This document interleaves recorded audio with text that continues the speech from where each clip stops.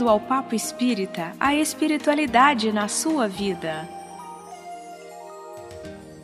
Queridos amigos, estamos no ar com mais um programa Papo Espírita. Eu sou a Ana Cristina Sampaio. E se você gosta dos temas que a gente aborda aqui, vai lá no canal da Comunhão Espírita do YouTube, inscreva-se no canal, alerte o sininho e receba as notificações das produções da nossa Casa Espírita. E a gente aqui gosta de abordar os temas atuais, à luz da doutrina espírita, sempre com uma forma da gente compreender melhor, da gente abrir a perspectiva daquela temática. E hoje o nosso tema não foge à regra, é um assunto controverso, mas importante. Nós vamos falar de sexualidade. E para esse desafio trouxemos Max Lânio Lacerda, mais uma vez. Tudo bem, Max? Bem-vindo. Muito obrigado, tudo bem? Como vão todos, todas? Tudo bem. Max, você esteve recentemente no nosso programa falando sobre intuição, um programa muito bonito que está lá na nossa playlist. Quem tiver interesse de procurar o assunto, vai lá no canal da Comunhão Espírita no YouTube. Max, você é diretor de estudos do Centro Espírita Caminho da Luz, no Lago Oeste, em Brasília, monitor de diversos cursos na Federação Espírita Brasileira e membro do Grupo Mediúnico de Assistência Espiritual Leon Denis na Comunhão Espírita. Também conosco, Thelma Alves. Tudo bem, Thelma? Tudo bem, graças a Deus. Prazer em conhecê-lo, Max. O prazer é nosso, Thelma. Muito obrigado. Bom, Max, vamos começar o nosso tema trazendo aqui uma fala do Espírito Emmanuel no livro Encontro Marcado. Aplica a bondade e a compreensão toda vez que alguém se levante contra alguém, porque em matéria de sexo, com raras exceções, todos trazemos heranças dolorosas de existências passadas, dívidas a resgatar e problemas a resolver. Então, Max, como a doutrina espírita entende o sexo e a sexualidade? Então, a nossa realidade no nosso planeta ainda é muito perturbada nesse assunto. Ainda há muito tabu, e isso tem levado a comportamentos, às vezes, antagônicos. Ora, a pessoa se reprime, ora, a pessoa se libera completamente, a exemplo de um pêndulo, de um relógio. Isso por quê? Porque é a questão do desconhecimento sobre o assunto na essência. Tem se tratado durante muitos anos de forma religiosa, muitos séculos, e as nossas construções mentais têm sido afetadas por isso. E graças à doutrina espírita, esse assunto se tornou completamente esclarecido, nos permitindo saber realmente como lidar com ele, porque são forças e forças que precisam ser orientadas de maneira correta, do contrário, poderemos ter consequências, né? Então, quando a gente pergunta o que é sexo, essa resposta tem uma amplitude muito maior do que se convenciona pensar. Então, o André Luiz, por exemplo, ele diz que, a rigor, o sexo palpita em tudo. Desde, por exemplo, a atração de um planeta para outro orbe, como o Sol, por exemplo, a estrela, desde um satélite para um outro planeta, tudo isso não é só a força gravitacional que vige, tem uma força magnética que ainda não é conhecida completamente pela ciência. Da mesma forma, no oposto, lá no campo subatômico, aquelas atrações também estão imperadas, estão conduzidas por forças de atração sexual.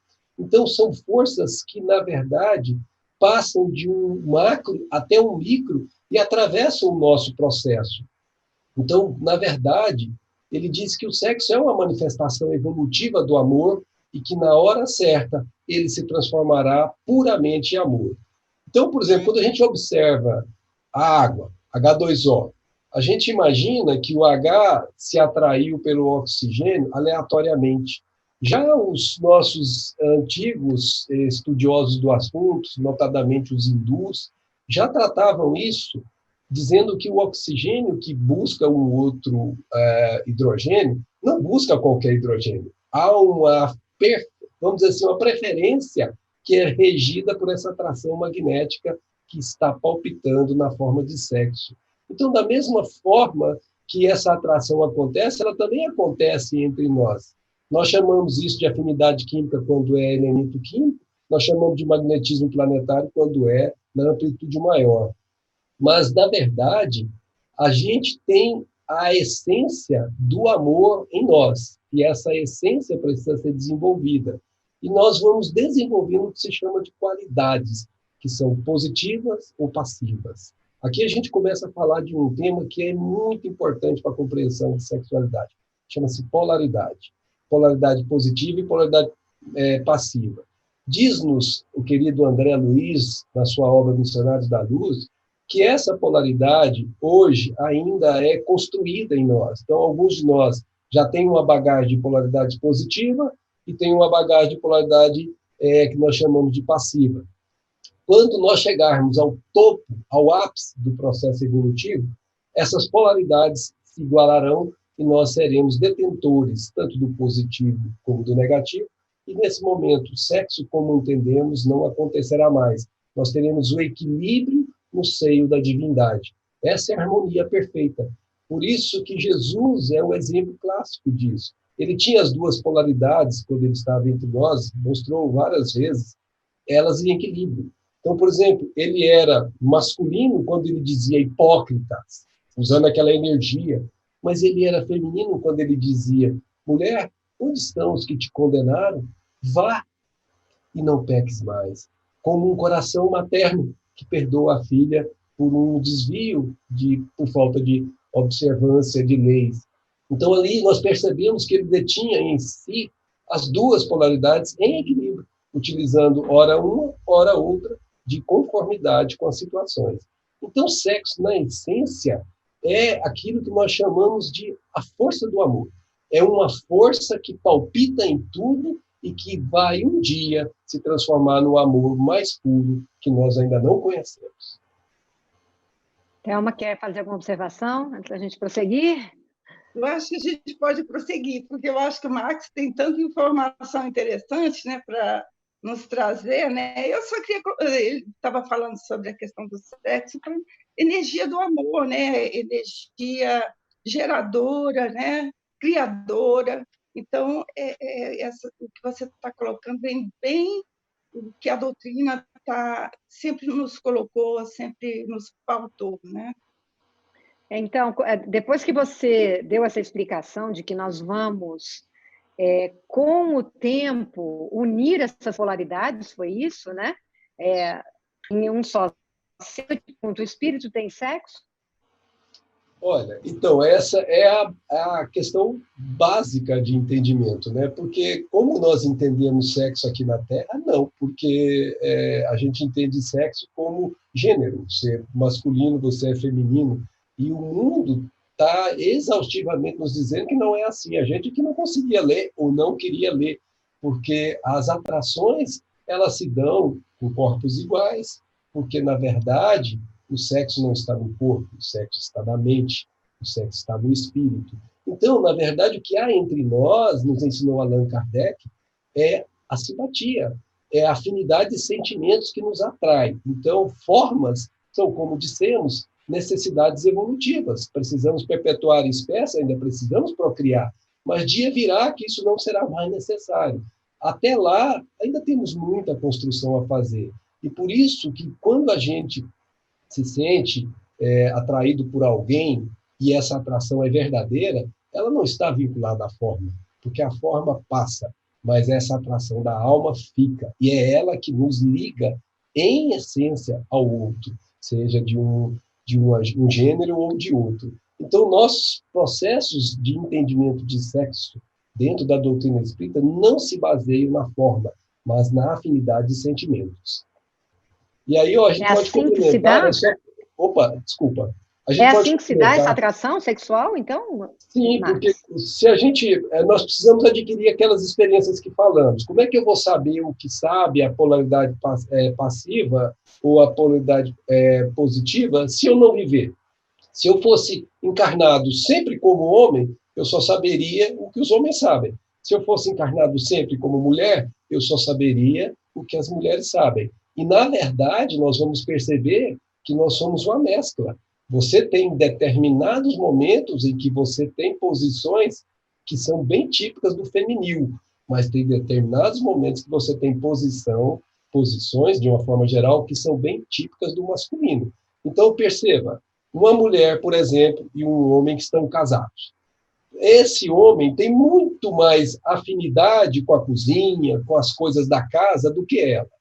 E ela, ao contrário, é aquela que costuma matar a barata na casa. Quando todas elas correm, ela é a que vai atrás e esmaga a coitadinha sem nenhuma piedade. Ela que troca a lâmpada de casa.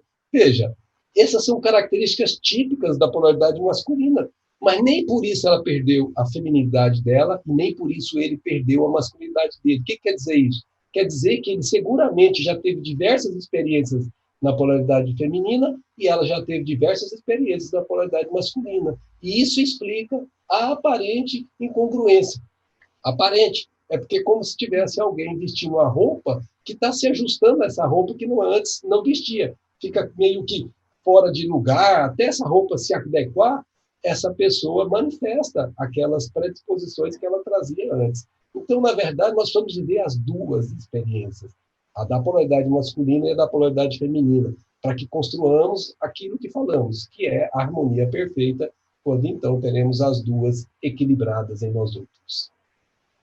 Quer dizer, me surgiu agora uma pergunta. Uma coisa são os papéis sociais, que por convenções, né, que pela forma que as pessoas encaravam naquela determinada época, você tinha um papel masculino, um papel feminino. Outra é aquilo que você está dizendo, que é uma tendência, não, é aquilo que está dentro de você como masculino e feminino, que independe de como você está naquele corpo, naquele momento, né? Explica um pouquinho melhor essa questão, porque às vezes a gente fica pensando, existe muito engessamento, né? Agora a gente já está, a sociedade avança e essa questão dos papéis vai se transformando também, né? Mas para a gente entender melhor, quer dizer, a minha polaridade, eu posso exercê-la tranquilamente de uma forma, como você disse, masculina, né? Com uma forma com mais iniciativa ou mais força, mas eu estou num papel feminino, eu estou num corpo feminino. Isso não precisa ter nenhum tipo de conflito, não é? É verdade. Na verdade, isso é natural. E a compreensão que nós temos na doutrina espírita nos permite enxergar o mundo com muito mais tranquilidade, sem nenhum julgamento, porque nós sabemos que aquilo faz parte de um processo evolutivo. Então, não importa se eu tenha mais tendências para um ou para outro, importa a minha conduta com essas tendências no mundo, utilizá-las de maneira correta, de maneira que eu cumpra a lei divina, é o que importa. Então, é muito tranquilo isso, e duas almas que se reconhecem, que se reencontram, elas se completam nesse sentido. Quem tem uma polaridade a mais, complementa o outro que tem uma polaridade a menos, e os dois juntos formam um só corpo, como disse Jesus. E aí, então, a gente tem harmonia. Então, nesse sentido que nós devemos entender as polaridades. André Luiz, num livro que é uma preciosidade das mais caras que o mundo já recebeu, que chama-se Evolução em Dois Mundos, quando ele fala exatamente desse processo evolutivo, e é ele que nos conta que estaremos harmonizados com uma só polaridade ou uma multipolaridade, ele diz que nosso cosmo orgânico, nosso corpo físico, ele é suscetível de reagir aos hormônios do mesmo sexo ou do sexo contrário, segundo as disposições psíquicas da personalidade. Então, aqui a gente começa a entender as inversões de polaridades, porque elas, na verdade, elas têm matriz no psiquismo e não no corpo. E é disso que nós vamos falar daqui mais um pouquinho, quando a gente for falar das inversões que são constrangedoras, das inversões que são missionárias, e das inversões como essa que acabamos de falar, que são naturais, mas são inversões todas elas necessárias. Então, pode explicar para a gente como se dá a homoafetividade e essa transexualidade. Pois é, então... Pois não, Thelma, você deseja falar? Não, só como eu estou dando apoio à pergunta da Ana. Ah, tá, desculpa. Então, se a gente pegar a compreensão que a doutrina nos trouxe, nós vamos sempre nos apoiar na doutrina, nunca vai ter aqui a nossa opinião pessoal. E André Luiz é, para nós, um dos mais importantes nesse quesito, junto com o próprio Emmanuel, e é claro, sem falar das importantes contribuições que foram permitidas à época de Kardec, porque nem tudo podia ter sido desenvolvido à época dele, teria sido desenvolvido depois. Ele vai dizer no livro Ação e Reação, o nosso querido André, que o sexo, quando você analisa ele na essência, ele é a soma, como acabamos de falar, das qualidades femininas ou masculinas que caracterizam a mente. Razão pela qual, e isso é o que nos distingue dos demais que não têm essa visão, é imprescindível, olha a palavra que ele usou, imprescindível, observar o sexo do ponto de vista espiritual. Toda vez que você observa o sexo do ponto de vista corporal, você vai errar. Ou você corre o risco de errar. Porque você não sabe sobre o psiquismo daquela pessoa que você está observando a forma. Tem um ditado na minha terra, que eu não sei se vocês têm aqui também, na minha terra, ela é Anápolis, em Goiás. O pessoal dizia assim, coração do outro é terra de ninguém. Você não sabe o que passa dentro da intimidade de cada um. Não tem como você fazer um julgamento verdadeiro se você não tem acesso a essa intimidade. Então, o julgamento não pode ser feito. Você tem que olhar o sexo do ponto de vista do espírito. E ele diz mais em Sexo e Destino, ele diz que homens e mulheres em espírito apresentam-se certa percentagem mais ou menos elevada de característicos viris e feminis em cada indivíduo. Foi o que falamos agora da mulher que mata barato e do homem que cuida dos assuntos domésticos com naturalidade. Na variação de nossas experiências, nós vamos adquirindo gradativamente. Cada um de nós estamos fazendo isso há milênios. E vamos continuar fazendo isso por mais alguns milênios. Não apressemos o rio, ele corre sozinho. Tudo vai acontecer ao seu tempo. Nós vamos adquirindo gradativamente essas qualidades divinas. E elas são destacadas por André Luiz no livro chamado No Mundo Maior, em que ele diz assim, nós, quando encarnamos como masculino, nós temos que dar foco, preste atenção nisso. Não é que você vai ser sempre isso, mas você tem que dar foco naquilo que é característico do masculino. Por exemplo, a energia, a fortaleza, o poder, a inteligência no sentido de o oposto de intuição, vamos dizer assim, a sabedoria, essas coisas normalmente o espírito desenvolve quando encarna no masculino.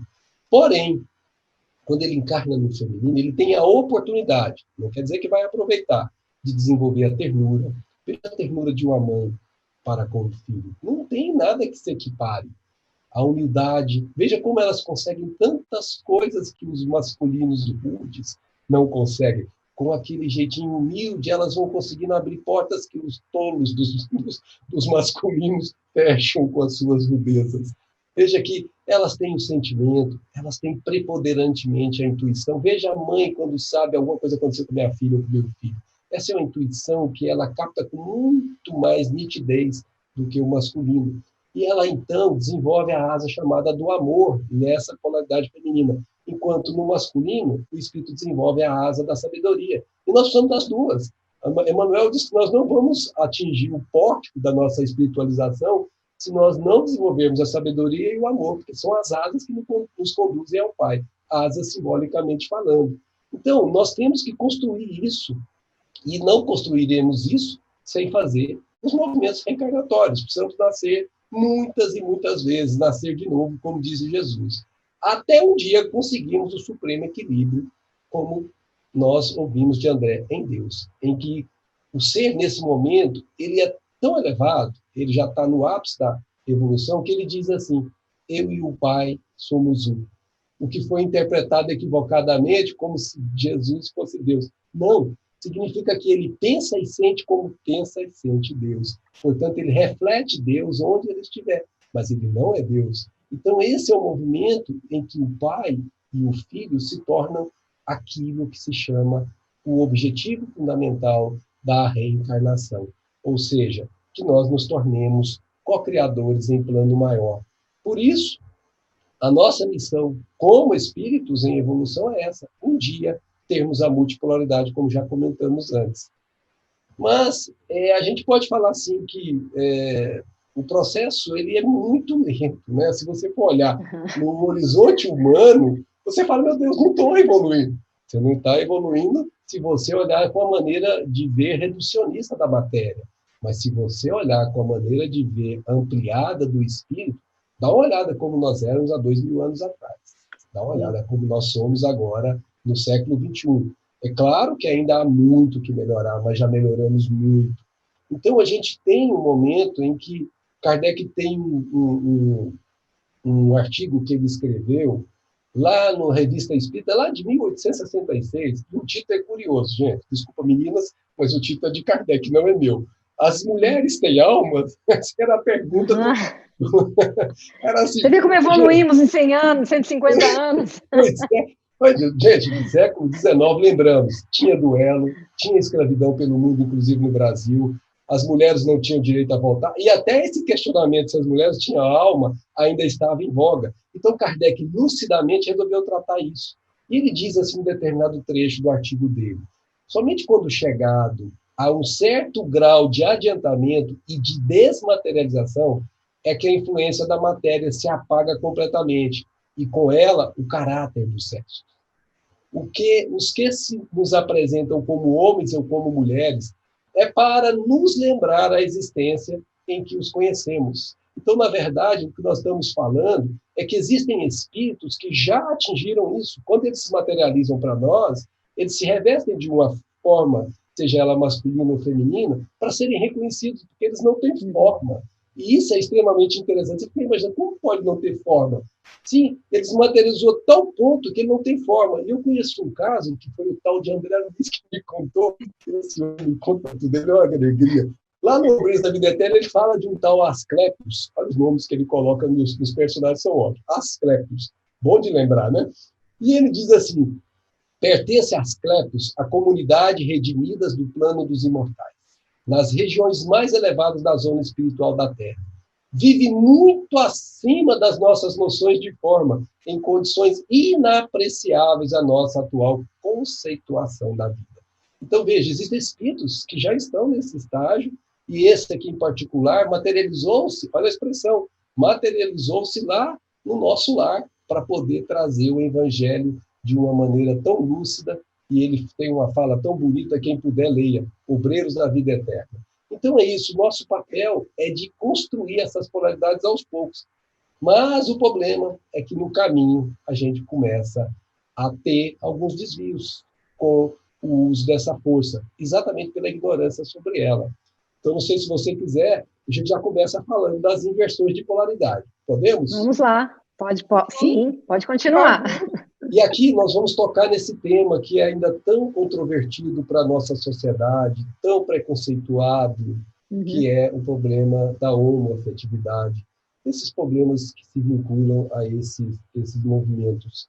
E aqui a gente vai falar exatamente sobre isso, sobre a inversão de polaridade no sentido dela ter três vertentes. Ela pode ser natural, como a gente disse antes, você está acostumado a encarnar como mulher, mas você precisa aprender o que os homens estão aprendendo. Ou eu estou acostumado a encarnar como homem, mas eu preciso aprender o que as mulheres estão aprendendo. Então, a gente veste, troca de corpo, isso se faz como se fosse uma chavinha lá no plano espiritual. A gente define o programa espiritual e a gente vem no novo corpo. Ainda pode ser uma roupinha meio apertada, que não está acostumado, mas ela vai sendo gradativamente a roupinha que a gente vai se habituar. Então, pode acontecer, muitas vezes, como a gente disse, que o espírito tenha tido muitas experiências no corpo. Quando ele chega no outro, está sentindo-se realmente como se fosse fora do ninho. E ele leva um tempo para poder chegar a esse movimento. Mas essa inversão é a mais comum e ela não tem nenhum problema. A outra inversão é a missionária. É quando o espírito, ele mesmo, é um coração elevado, uma grande alma, como os hindus chamam, de Mahatmas, e eles pedem corpos que não lhes correspondem, diz André Luiz, aos recônditos sentimentos, ao mais fundo deles, e eles reencarnam um corpo invertido. Porém, essa inversão é solicitada por eles mesmos, foram eles que pediram, no intuito de operarem com mais segurança e valor, nos ensina André Luiz, não só no acrisolamento moral de si mesmos, como também nas tarefas que eles precisam executar, que são tarefas especializadas. Nós conhecemos na nossa doutrina abençoada, que se chama Chico Xavier. Aqueles que conviveram com ele mais de perto, nós temos livros que registram isso, dizem que ele mesmo confessava que na intimidade dele, ele sentia muito mais aquela qualidade de feminino do que aquela qualidade masculina. Inclusive, tem um caso que aconteceu no Pinga Fogo, não sei se vocês vão se lembrar, mas tinha um repórter que estava pensando, gente. Fez uma pergunta, né? E, pensando na pergunta, pensando, não era? não chegou nem a interessar. A pensamento dele assim, mas como uma pessoa de tal elevação pode ser um homossexual? E o Chico captou o pensamento, imagina você pensar perto do Chico, captou o pensamento dele e virou-se e falou, meu filho, eu não sou homossexual, não. O rapaz se assustou, mas quem pensou ele, né? Quem falou? E aí explicou de maneira sucinta, mas de maneira fiel, o que era a missão dele. Imaginemos nós, se Chico, no século XX, início do século XX, nascesse como mulher para fazer o que ele fez, as dificuldades não conseguiria. Muito e mais. Também você está explicando a questão da polaridade, porque ele veio com uma missão de acolhimento, e então ele tinha que vir com uma força feminina, principalmente, né? Mas o papel dele tinha que ser masculino, senão ele não seria reconhecido. Exatamente isso, Ana. Você colocou perfeitamente. Veja como ele era carinhoso, como ele era afetivo, como ele era tipicamente polaridade feminina, ainda que a masculinidade dele imperasse.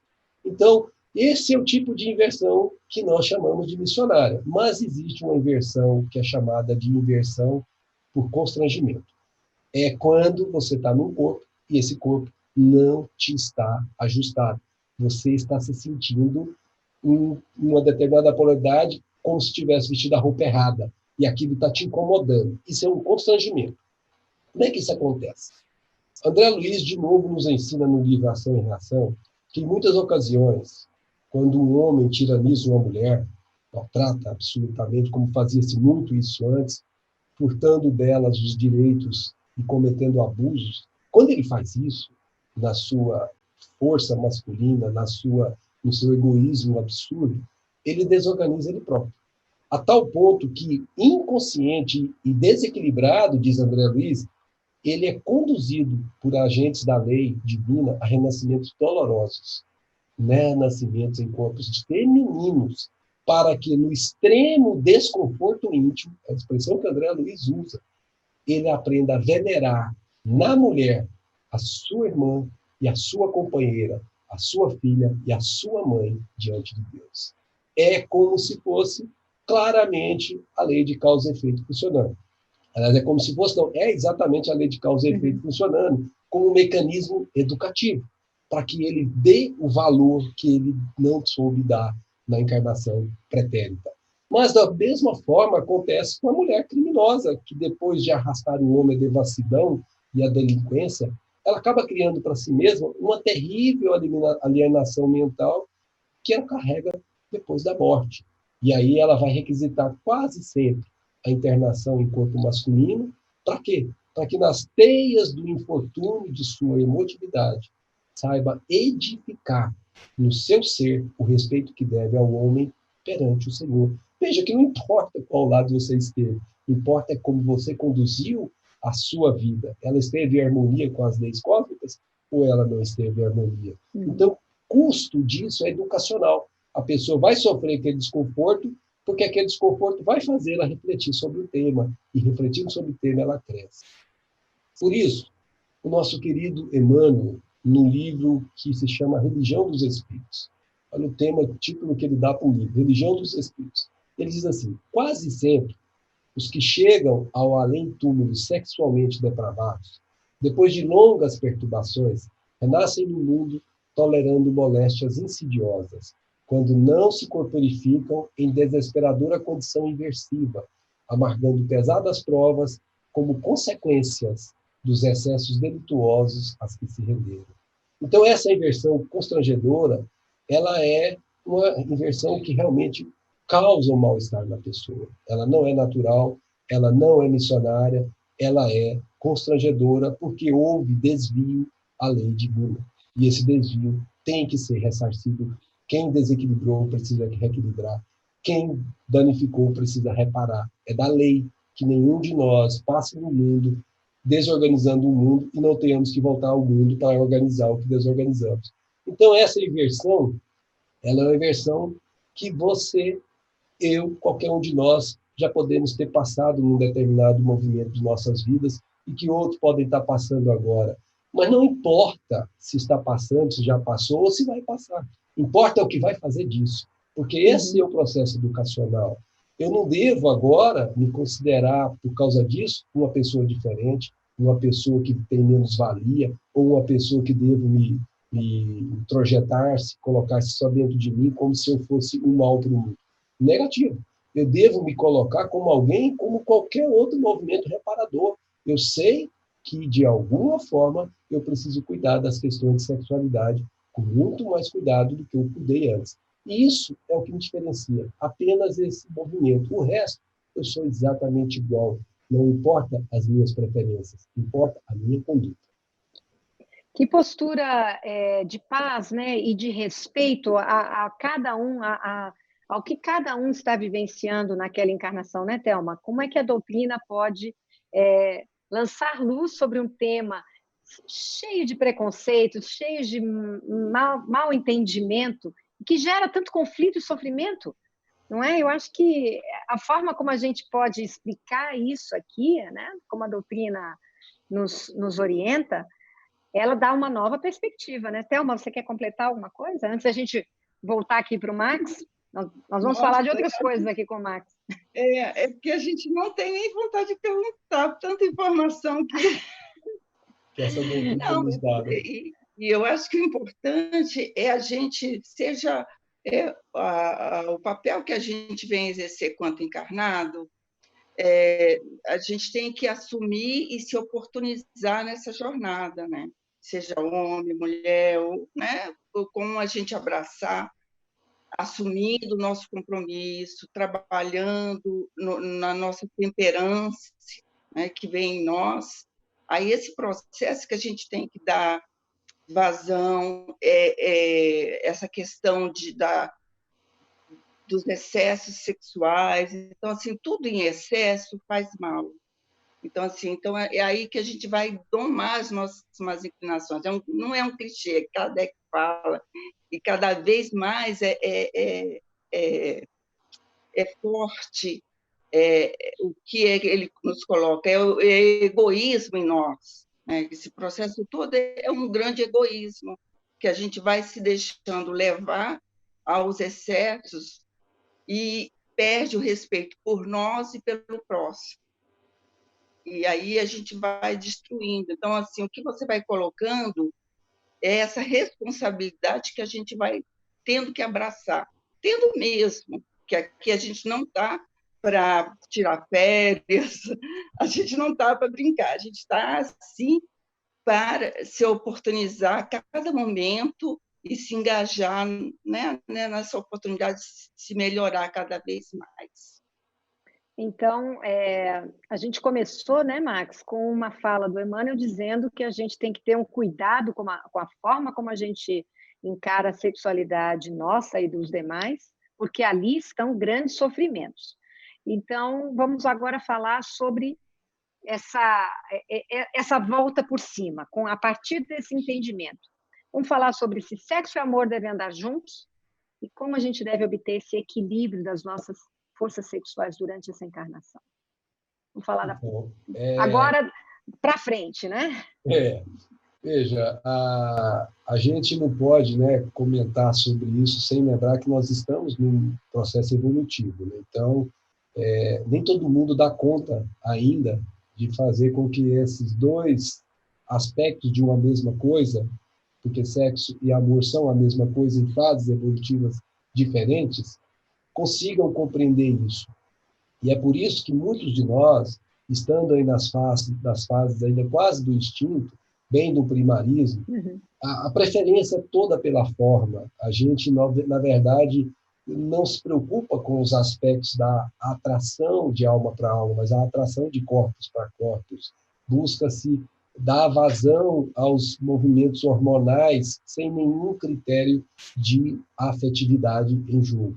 Então, se você considerar que uma pessoa está nesse estágio, é natural que ela preferencie o sexo e não devemos condená-la por isso, porque faz parte do processo evolutivo. E se não fosse assim, nós não teríamos a procriação, não teríamos a perpetuação da espécie, não teríamos como reencarnar novamente, né? Então, é preciso que haja esse estágio no nosso planeta para que consigamos prosseguir. Porém, existe um segundo estágio, que é quando a natureza espiritual começa a prevalecer sobre a natureza animal, essa natureza primitiva, e a pessoa não mais se satisfaz apenas dando vazão aos instintos sexuais ou a saciar os desejos que os hormônios impõem. Eles começam a se satisfazerem com um olhar, eles começam a se satisfazerem com um abraço, com uma conversa terna.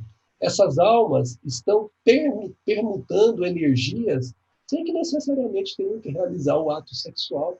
Elas estão trocando entre si movimentos de alma para alma e não movimentos de corpos para corpos. Por isso que nessa hora não importa se ele está vestindo um corpo masculino ou um corpo feminino, porque o que está havendo ali é permuta de energias de afeto. E essas permutas de energia de afeto, elas são muito elevadas. E nós não podemos desconsiderar isso. O dia que a criatura chega nesse estágio, a sexualidade passa a começar a aparecer com amor, na condição das palavras como elas devem ser um dia, juntadas e transformadas numa só. Mas esse movimento só vai acontecer quando a criatura atinge um terceiro degrau. É quando ela já não mais ama só o seu próximo, que é o seu afeto ali do lado da sua frente, seja o cônjuge masculino, seja o cônjuge feminino, seja de qual for o gênero. É quando ele começa a amar a humanidade. É quando ele começa a agarrar os seus próprios interesses, os seus próprios afetos, para cuidar dos afetos de um todo. E nós estamos falando dos missionários, como o Chico, como o Mahatma Gandhi, como o Francisco de Assis, assim, como esses ícones que doaram a sua vida para que o mundo se tornasse melhor. O que eles fazem? Eles conduzem essas energias do sexo, que são energias que estão latentes em todos que reencarnam, eles as conduzem para o trabalho superior. Então, vamos pegar o caso de Chico, que a gente conhece mais de perto, e vamos falar dele. Quando ele tinha por volta de 18 anos, ele conta em uma de suas obras, numa resposta a uma pergunta de uma repórter, que ele tinha, sim, necessidades sexuais, ele tinha vontade de casar. E Emmanuel ensina ele, ele brinca até que ele tinha que correr, carregar coisa para gastar aquela energia, porque aquilo o incomodava. Veja como ele é humilde ao contar a sua própria vida de maneira tão explícita. E Emmanuel orienta para que ele comece a conversar, olha a expressão de Emmanuel para ele, comece a conversar com as células hormonais, para que elas não deixem de ter fome, porque aquilo é fome, e você precisa dar comida para elas. Mas essa fome vai ser saciada de outra forma. E ele começou a orientar as células para que essa energia fosse transmutada para os aspectos mediúnicos, onde ele conseguia ficar. Então, Chico conseguia ficar sem dormir um tempo enorme. Trabalhava psicografando, dormia às vezes 3 horas, 4 horas por noite. Como alguém pode dar conta de manter aquele equilíbrio que ele mantinha se não tiver o amparo que ele teve? E parte desse amparo foram as energias sexuais que proporcionaram para ele. Então, você pode transmutar essa energia em algo nobre. E esse é o movimento maior da nossa evolução, quando a nossa sexualidade não tem mais fundamento de procriação, não tem mais fundamento de afeto preferencial, mas tem a fundamentação do afeto pela humanidade. É o que nós chamamos de fraternidade universal. Isso explica as pessoas, não todas talvez, né, mas muitos que abdicam do sexo? Aí nós temos 2 possibilidades, Ana, porque tem aqueles que abdicam, às vezes, constrangidos por uma cobrança do seu psiquismo, por algum desvio passado, que ele, na intimidade, acha que, abdicando, ele estaria, vamos dizer assim, fazendo a contraparte daquilo que foi o excesso em determinado momento. Então, é um movimento em que ele tenta reparar um erro. É natural que ele pense assim, mas não é por esse caminho que ele vai reparar o erro. Então, nesse caso, se essa abdicação dele estiver beneficiando alguém, sim, ele está reparando o erro. Mas se essa abdicação dele estiver apenas satisfazendo essa intimidade que o constrange, ele estará apenas gastando o seu tempo numa experiência que não terá muita utilidade para a humanidade, nem para si mesmo. Uhum. Mas quando ela é missionária, é quando nós, como nós falamos antes, quando a alma quer realmente fazer um trabalho Não nobre. existe conflito aí, né, Max? Não, aí ele está sempre bem intimamente, como disse Jesus, a minha paz eu vou lá deixo. Ele tem a paz dentro dele, sem que o mundo esteja em paz. O mundo pode estar sem paz, mas ele continua em paz, porque a intimidade dele é paz. E isso permite que ele alavanque esta energia chamada sexual em benefício de coisas muito mais nobres do que o convencional de nós fazermos em nossa presente encarnação, né? Nosso presente estágio evolutivo. É isso. Thelma, quer falar alguma coisa antes da gente partir para as palavras finais do Max? Não, é uma aula, né, que o Max tem nos trazido, e essa energia criadora, nós devemos, cada um de nós, né, como exemplo de todos esses Chico e tantos outros, poder conduzir da melhor forma possível, porque é uma energia importante e está em nós, nós temos que administrá-la e fazer do melhor possível em cada encarnação que a gente tem a oportunidade de passar. O Haroldo Dutra, uma vez eu vi numa palestra, ele disse: se você não tem nenhum problema de ordem sexual, está tudo tranquilo, você está se sentindo bem naquele corpo, no seu papel, não mexe com isso. Não é só questão. Mas a gente sabe que existe uma infinidade de milhões de pessoas com muitas questões na área sexual. E que um entendimento mais solidário, mais respeitoso, mais fraterno, menos julgador e preconceituoso é fundamental para que aquela pessoa atravesse aquela encarnação, recolhendo os frutos daquelas, seja da prova que ela necessita, seja de uma outra experiência que veio por ela mesma escolhida, um outro papel que ela veio vivenciar e aproveitar, não é isso? Então, Max, para a gente começar a encerrar aqui, eu queria que você explicasse para quem nos assiste, para quem se interessou por esse tema, como que a gente pode orientar melhor a nossa sexualidade, transformando essas experiências, às vezes, difíceis e negativas desse passado em novas possibilidades de amor, porque é uma energia que é a energia amorosa, e de uma vida também sexual mais sadia. Emmanuel é o nosso mentor nisso. Ele tem um livrinho que se chama Vida e Sexo. Livrinho, a palavra livrinho aqui não é, obviamente, pejorativo. Porque ele é pequenininho. Mas ele é um livrão sobre sexo. Se você que está nos ouvindo e nos vendo não ainda acessou, busque. É uma preciosidade. E se você sente necessidade de esclarecer-se melhor nesse assunto do sexo, esse livro chamado Vida e Sexo é seu roteiro.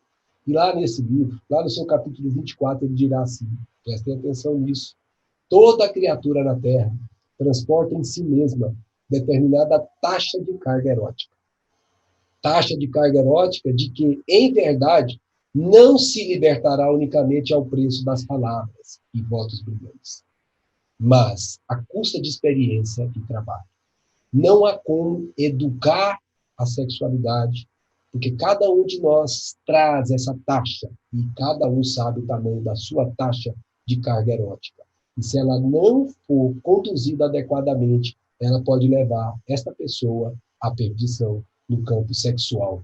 Por isso, toda vez que a gente for falar de sexo, a gente precisa ter essa construção que era muito importante que a gente não proíba sobre sexo. É Emmanuel que nos ensina sobre isso, mas nós eduquemos, como estamos fazendo aqui, com uma conversa, um bate-papo desse, que abre novas maneiras de enxergar este tema tão controvertido ao longo dos anos, ao longo dos séculos.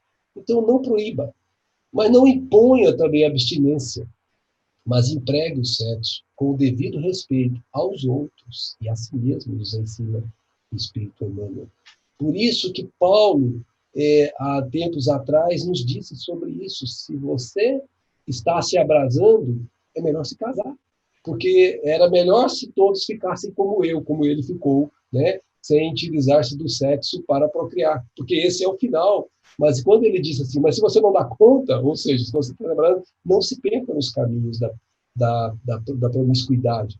Vá casar-se, porque esse será o seu papel, essa é a sua essência.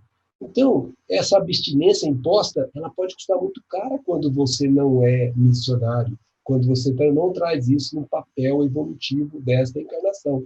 Por isso, nós não podemos ter disciplina no sexo, mas temos que ter controle. O controle se faz com a mente, o sexo está na mente, não no corpo, impondo sobre as nossas vontades, os nossos desejos, que são provocados pelo processo natural do organismo, pela condição das nossas famosas glândulas, nós temos que controlar. E essa conversa que Chico aprendeu com Emmanuel, nós podemos cada um de nós fazer com a nossa própria realidade íntima. Lembremos da frase tão famosa, mente sã, corpo são, aplica-se da mesma maneira. Um movimento desequilibrado de sexo pode ser reequilibrado com uma mente equilibrada, porque o corpo obedece à mente, não o oposto, se a mente, obviamente, não deixar que o corpo se sobreponha. Nós não podemos ter impulso livre, mas responsabilidade. Cada contato que nós fazemos sexuais, as pessoas não se dão conta disso. Nós criamos vínculos que podem ser vínculos duradouros por muitas encarnações. Quando alguém, por exemplo, se envolve com outra pessoa e lhe promete o afeto, e a pessoa confia nela, e depois essa pessoa é abandonada, aquela pessoa pode não estar preparada para receber esse abandono com naturalidade, e irá cobrar isso em espírito. E os liames que ligam as almas manterão essas almas juntas por muito tempo. Então, não tenham impulso livre. Sexo não pode de qualquer jeito. Isso tem um custo caro na sua condição evolutiva, na sua condição espiritual. A satisfação sexual a qualquer preço lhe poderá custar muito caro. Por isso, a recomendação que a doutrina espírita sempre nos dá, foge da promiscuidade, não deixa se envolver com isso, porque o mundo é muito convidativo nos tempos atuais para isso. E se nós não tivermos o controle, nós podemos cair nessa seara tão ruim. Por isso, Emmanuel nos diz assim, a aplicação do sexo ante a luz do amor e da vida é assunto pertinente à consciência de cada um. A doutrina espírita nos ensina, mas o que você vai fazer com as forças do sexo que vigem em você, isso é da sua conta. Mas se você já tem um roteiro seguro como esse, que é o Evangelho de Jesus compreendido pela doutrina espírita, que faz compreender até as forças sexuais, fazendo-as compreendidas como amor, nós podemos perfeitamente saber que você já tem um roteiro, um clarão para guiar os seus passos. Mas a doutrina espírita não vai dizer-nos o que nós devemos fazer com a força, isso é da nossa conta. Ela vai nos orientar, mas fazer ou não fazer é nossa responsabilidade. Por isso que nós temos que ter sempre essa conduta em que Paulo sempre nos ensinou. Tudo nos é lícito, mas nem tudo nos convém. Isso se aplica fortemente ao uso das forças sexuais, porque elas precisam ser usadas, elas não podem ser colocadas sobre elas uma barreira, você não conseguirá controlar. Mas como usá-las? Se você estiver na condição missionária, joga essas forças do trabalho no bem.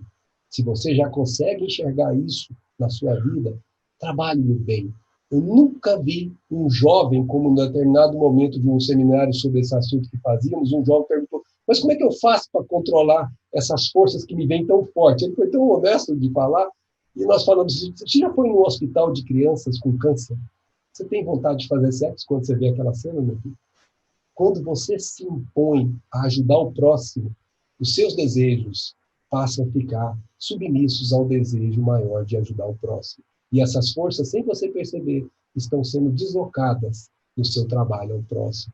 Por isso, não devemos nunca subjugar essas forças. Elas existem, mas precisamos, sim, direcioná-las. E a melhor direção para aqueles que não têm ainda o movimento de um casamento seguro, afetivo, um movimento em que um preencha o outro, é o trabalho no bem. Não há erro nisso. Se você está dedicando o seu tempo em prol do outro, seja qual for a situação, você tenha certeza, as suas forças estão sendo consumidas da maneira mais sutil e da maneira mais brilhante que você poderia obter na sua vida.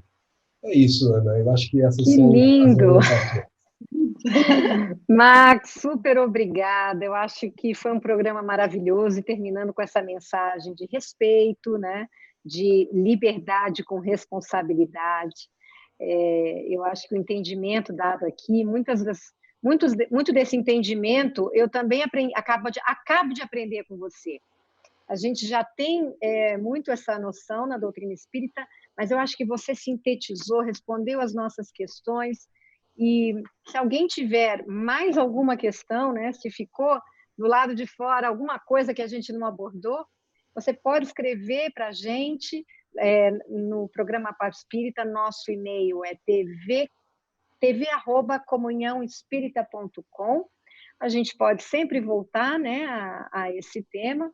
E, Thelma, super obrigada também pela sua presença. E vocês que nos assistiram, fiquem conosco. Nós vamos ao ar todas as quintas, às 19 horas, no canal da Comunhão Espírita no YouTube. Já convidei vocês no início do programa, se inscrevam lá, ativem as notificações e fiquem sempre a par das temáticas que a gente aborda por aqui. Max, mais uma vez, super obrigada.